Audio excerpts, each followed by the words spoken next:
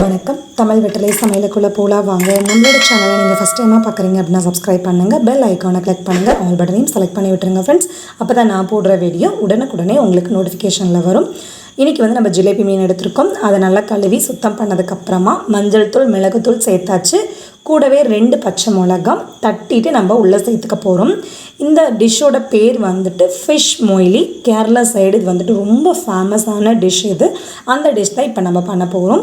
பச்சை மிளகாய் தட்டிட்டு சேர்த்ததுக்கப்புறமா ஆஃப் மூடி லெமன் ஜூஸும் வந்துட்டு உள்ளே சேர்த்துக்கலாம்.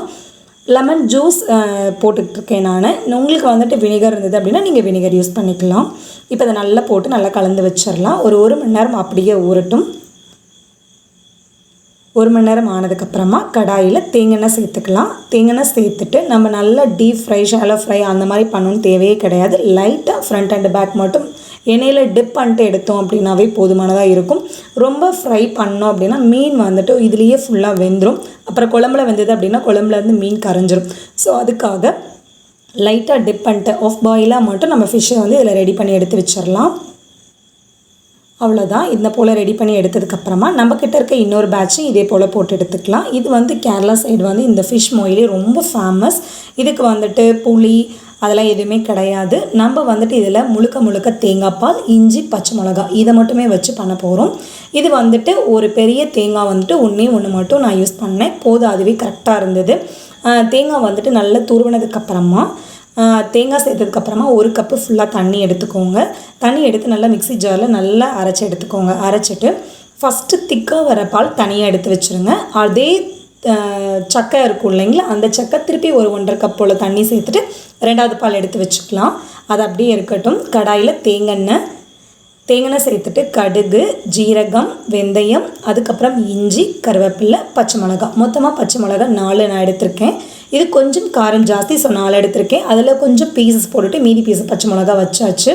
ஒரு பெரிய வெங்காயம் நீல வாக்கில் கட் பண்ணி உள்ளே சேர்த்தாச்சு. அதையும் நல்லா கலந்து விட்டுறலாம். நம்ம ஒரு பெரிய வெங்காயத்துக்கு 2 தக்காளி. நம்ம இதில் வந்துட்டு புளியெல்லாம் எதுவுமே சேர்க்கல. ஸோ தக்காளியோட புளிப்பு தன்மை மட்டும்தான் இருக்கும். அதனால் 2 தக்காளி ரொம்ப பொடுசாக கட் பண்ண வேண்டாம். இந்த மாதிரி நீளமாக ஸ்லைஸ் பண்ணி எடுத்துக்கோங்க. தக்காளியை உள்ளே போட்டு பரட்டிடலாம். அதில் கொஞ்சம் பீசஸ் எடுத்து வச்சுக்கலாம். உப்பு, மஞ்சள் தூள் போட்டுட்டு இதையும் நல்லா கலந்து விட்டுடலாம். நம்ம நல்லா கலந்தாச்சு. இப்போ வந்து தேங்காய் பால் உள்ளே சேர்த்துக்கலாம். இது வந்துட்டு 2வது தேங்காய் பால். நான் ஃபஸ்ட்டே சொன்னேன் இல்லைங்களா, ஃபஸ்ட்டு எடுத்த பால் தனியாக வச்சுருங்க. 2வதாக மிக்சியில் கிரைண்ட் பண்ணிட்டு நம்ம அதோட பால் எடுப்போம் இல்லைங்களா, அந்த பால் சேர்த்தா இப்போ நம்ம குக் பண்ண போகிறோம். இது இப்போ நல்லா கலந்ததுக்கப்புறமா 1/2 ஸ்பூன் மிளகுத்தூள், 1/2 ஸ்பூன் கரம் மசாலா சேர்த்துக்கலாம்.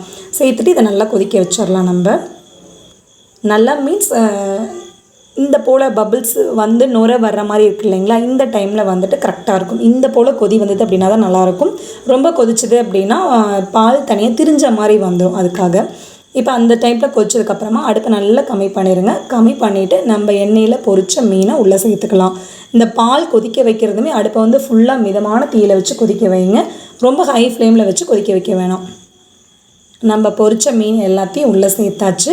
மீனில் வந்துட்டு நிறைய நன்மைகள் இருக்குது. பொதுவாக அது மீன் நம்ம சாப்பிட்டோம் அப்படின்னாவே கண்ணுக்கு ரொம்ப நல்லது. இதில் ஒமேகா 3 ஆசிட் இருக்கனால நம்மளோட இதயத்துக்கும் மூளைக்கும் ரொம்பவே நல்லது.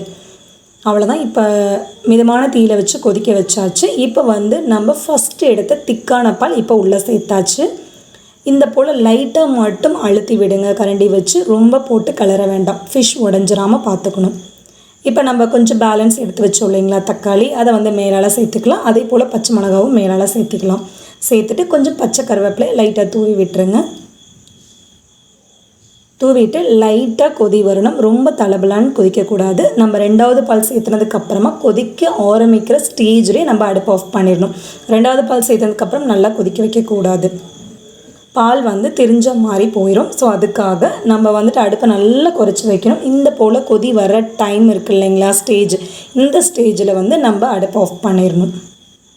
அடுப்பை ஆஃப் பண்ணிட்டோம் அப்படின்னா அந்த சூட்லேயே இருக்கையில் ஃபிஷ் நல்லா பாயில் ஆயிரும். தேங்காய் பால் அந்த வாசனைலாம் எதுவுமே இருக்காது. ரொம்ப சூப்பராக தயாராகிரும். அதே போல் இது வந்துட்டு கொஞ்சம் ஆறுச்சு அப்படின்னா இன்னும் கொஞ்சம் திக்காகும். குழம்பு வந்து கொஞ்சம் திக்காகும். ஸோ அதனால் நீங்கள் அப்படியே வச்சுருங்க. கரண்டி போட்டு அடிக்கடி கிளற வேண்டாம். லைட்டாக கொதிக்கிற டைமில் நம்ம அடுப்பு ஆஃப் பண்ணியாச்சு. நம்மளோட ஃபிஷ் மொய்லி சூப்பராக தயாராகிருச்சு. கேரளா டிஷ் கண்டிப்பாக ஈஸியாக இருக்கும். இந்த ரெசிபியை நீங்கள் ட்ரை பண்ணி பாருங்கள்.